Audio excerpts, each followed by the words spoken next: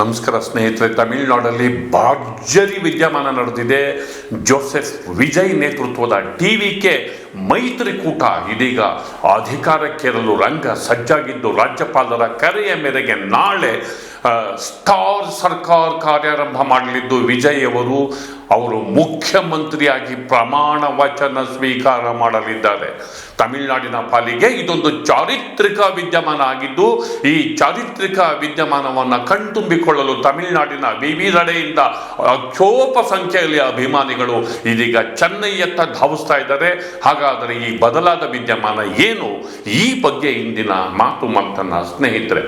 ಗೆಳೆಯರೆ, ತಮಿಳುನಾಡಿನಲ್ಲಿ ಇದೀಗ ಮನ್ವಂತರದ ಯುಗ, ಅಂದರೆ ಒಂದು ಪರಿವರ್ತನೆಯ ಯುಗ. ದಶಕಗಳ ಕಾಲ ತಮಿಳುನಾಡು ರಾಜಕಾರಣದಲ್ಲಿ ತಮ್ಮದೇ ಆದ ಛಾಪನ್ನು ಒತ್ತಿದ ದ್ರವಿಡಿಯನ್ ಪಾರ್ಟಿಗಳು, ದ್ರಾವಿಡ ಪಕ್ಷಗಳನ್ನು ದೂರ ಇಟ್ಟು ಇದೀಗ ಸ್ಟಾರ್ ಸರ್ಕಾರ ಅಂದರೆ ಟಿವಿಕೆ ಪಕ್ಷದ ಜೋಸೆಫ್ ವಿಜಯನ್ ಅವರು ಮುಖ್ಯಮಂತ್ರಿಯಾಗಿ ಅಧಿಕಾರದ ಗದ್ದುಗೆಯನ್ನು ಹಿಡಿಲಿಕ್ಕೆ ಅಖಾಡ ಸಜ್ಜಾಗಿದೆ. ನಾಳೆ ಅವರು ಮುಖ್ಯಮಂತ್ರಿಯಾಗಿ ಪ್ರಮಾಣ ವಚನವನ್ನು ಸ್ವೀಕರಿಸ್ತಾರೆ ಅನ್ನುವಂತಹ ಮಾಹಿತಿ ಲಭ್ಯ ಆಗಿದೆ. ಇದಕ್ಕೂ ಮೊದಲು ಹಗ್ಗ ಜಗ್ಗಾಟ ನಡೀತು. 3 ಬಾರಿ ರಾಜ್ಯಪಾಲರನ್ನ ಭೇಟಿ ಮಾಡಿ ತಮಗೆ ಸರಳ ಬಹುಮತ ಇದೆ, ನಮ್ಮನ್ನ ಅಧಿಕಾರ ಸ್ವೀಕಾರ ಮಾಡೋದಕ್ಕೆ, ಮುಖ್ಯಮಂತ್ರಿಯಾಗಿ ಪ್ರಮಾಣ ವಚನಕ್ಕೆ ನಮಗೆ ಕರೀರಿ ಅಂತ ರಾಜ್ಯಪಾಲರಾದ ಅರ್ಲೇಕರ್ ಅವರಿಗೆ ಪದೇ ಪದೇ ಕನ್ವಿನ್ಸ್ ಮಾಡಿದ್ರೂ ಕೂಡ ರಾಜ್ಯಪಾಲರು ಕನ್ವಿನ್ಸ್ ಆಗಿರಲಿಲ್ಲ.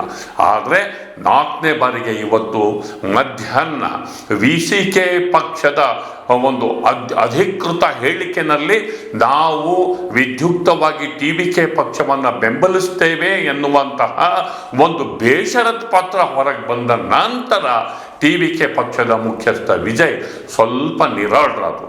ಇದಾದ ನಂತರ ಮುಸ್ಲಿಂ ಲೀಗ್ IUML ಪಕ್ಷ ಅವರು ಕೂಡ ವಿದ್ಯುಕ್ತ ಪತ್ರವನ್ನು ರವಾನೆ ಮಾಡಿ ಬೇಷರತ್ತಾಗಿ ನಿಮ್ಮ ಬೆಂಬಲವನ್ನು ಕೊಡ್ತೇವೆ ಅನ್ನುವ ಪತ್ರವನ್ನು ರವಾನೆ ಮಾಡುವುದರ ಮೂಲಕ ಇಡೀ ರಾಜಕೀಯ ಪರಿಸ್ಥಿತಿ ಟಿವಿಕೆ ಪಕ್ಷದ ಜೋಸೆಫ್ ವಿಜಯನ್ ಅವರ ಕೈಗೆ ಆ ನಿಯಂತ್ರಣ ಸಿಕ್ತು.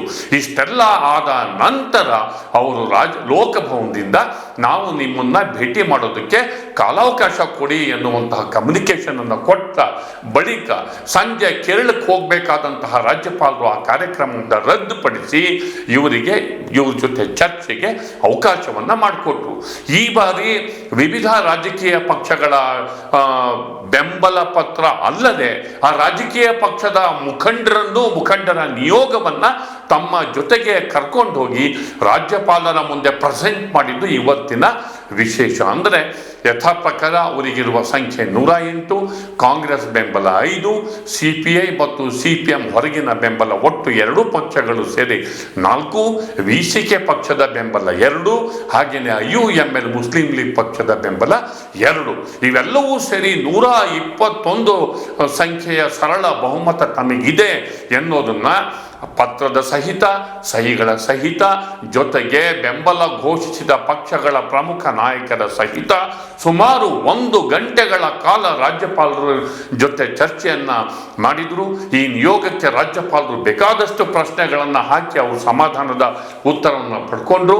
ಜೊತೆಗೆ ಶಾಸಕರ ಸಹಿಯ ಬಗ್ಗೆಯೂ ಕೂಡ ರಾಜ್ಯಪಾಲರಿಗೆ ಸಮಾಧಾನ ಆಗುವವರೆಗೂ ಕೂಡ ಕೆಲವು ಸ್ಪಷ್ಟನೆಯನ್ನು ಕೋರಿದ್ರು. ಅದಾದ ನಂತರ ಇದೀಗ ಬಂದ ಮಾಹಿತಿಯ ಪ್ರಕಾರ ನಾಳೆ ನೆಹರು ಸ್ಟೇಡಿಯಂ ಅಲ್ಲಿ ಮುಖ್ಯಮಂತ್ರಿಯಾಗಿ ಜೋಸೆಫ್ ವಿಜಯ್ ಅವರಿಗೆ ರಾಜ್ಯಪಾಲರು ನೀವು ಪ್ರಮಾಣ ವಚನವನ್ನು ಸ್ವೀಕಾರ ಮಾಡಿ ನಾನು ಪ್ರಮಾಣ ವಚನ ಬೋಧಿಸ್ತೇನೆ ಎನ್ನುವ ಸಂದೇಶವನ್ನು ಆ ಸಭೆಯಲ್ಲಿ ಕೊಟ್ಟರು ಎನ್ನುವಂತಹ ಮಾಹಿತಿ ನಮಗೆ ಲಭ್ಯ ಆಗಿದೆ. ಈ ವಿದ್ಯಮಾನದ ಮೂಲಕ ತಮಿಳುನಾಡು ರಾಜಕಾರಣ ಇದೀಗ ಒಂದು ಹೊಸ ಆಯಾಮಕ್ಕೆ ಅದು ಹೆಜ್ಜೆ ಹಾಕಿದೆ. ಸುಮಾರು ಅರ್ಧ ಶತಮಾನದ ಬಳಿಕ ಹೊಸದೊಂದು ಪಕ್ಷ ಇದೀಗ ದ್ರಾವಿಡಿಯನ್ ಪಾರ್ಟಿಗಳನ್ನು ಹೊರತುಪಡಿಸಿ ಅದರಲ್ಲೂ ಕೂಡ ಮತ್ತೊಬ್ಬ ಸ್ಟಾರ್ ನೇತೃತ್ವದ ಸ್ಟಾರ್ ಸರ್ಕಾರ ಇದೀಗ ಅಸ್ತಿತ್ವಕ್ಕೆ ಬರೋದಕ್ಕೆ ರಂಗ ಸಜ್ಜಾಗಿದೆ. ವಿವಿಧ ಪಕ್ಷಗಳ ಬೆಂಬಲವನ್ನು ಪಡೆದು ಅವರು ಸರಳ ಬಹುಮತವನ್ನು ಪಡೆದು ಅವರಿಗೆ ಅಧಿಕಾರಕ್ಕೆ ಬರ್ತಿದ್ದಾರೆ. DMK ಪಕ್ಷದ ಸ್ಟಾಲಿನ್ ಅವರು ಈ ಸರ್ಕಾರಕ್ಕೆ ನಮ್ಮಿಂದ ಏನೂ ತೊಂದರೆ ಆಗಲ್ಲ, 6 ತಿಂಗಳವರೆಗೂ ಕೂಡ ಈ ಸರ್ಕಾರದ ಕಾರ್ಯವೈಖರಿಯನ್ನು ನೋಡ್ತೀವಿ, ಯಥಾ ಪ್ರಕಾರ ಪ್ರತಿಪಕ್ಷವಾಗಿ ನಾವು ಕಾರ್ಯನಿರ್ವಹಿಸ್ತೇವೆ ಅನ್ನೋ ಮಾತನ್ನು ಕೂಡ ಹೇಳಿದ್ದಾರೆ. ಒಟ್ಟು ತಮಿಳುನಾಡಿನಲ್ಲಿ ಈ ಬದಲಾವಣೆ ಬರುವ ದಿನಗಳಲ್ಲಿ ಎಂತಹ ರಾಜಕೀಯ ಬೆಳವಣಿಗೆಗಳಿಗೆ ಕಾರಣ ಆಗಬಹುದು ಎನ್ನುವ ಒಂದು ಪ್ರಶ್ನೆಯ ಜೊತೆ ಈ ಬದಲಾವಣೆ ಹೇಗಿರುತ್ತೆ ಎನ್ನುವ ಕುತೂಹಲದ ಜೊತೆಗೆ ನನ್ನ ಮಾತನ್ನು ಮುಗಿಸ್ತಿದ್ದೇನೆ. ದಯವಿಟ್ಟು ದಿ ಪೋಸ್ಟ್ ನೋಡಿ, ಲೈಕ್ ಮಾಡಿ, ಶೇರ್ ಮಾಡಿ, ಸಬ್ಸ್ಕ್ರೈಬ್ ಮಾಡೋದಕ್ಕೆ ಮರಿಬೇಡಿ ಗೆಳೆಯರೆ. ನಮಸ್ಕಾರ.